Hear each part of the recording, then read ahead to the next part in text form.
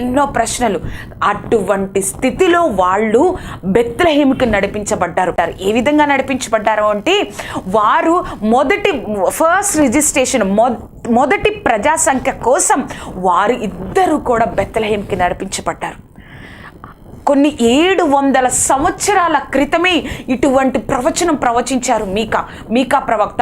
ఆ ప్రవచన నెరవేర్పు కోసం ఆ బెత్లెహేము విలువలేనిది కాదు అని దేవుడి దృష్టిలో ఉందని చెప్పడం కోసం వారు అక్కడికి వెళ్ళారు. అక్కడికి వెళ్ళిన తర్వాత ఏం జరిగిందండి మనందరికీ తెలుసు. ఎవ్వరు కూడా స్థలం ఇవ్వట్లేదు. వాళ్ళు ఒక పశువుల పాకలో ఆ యొక్క కుమారునికి జన్మనిచ్చింది మరియా.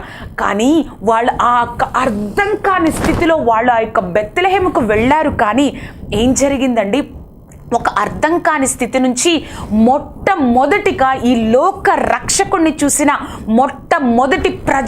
మొట్టమొదటి మానవులు ఎవరు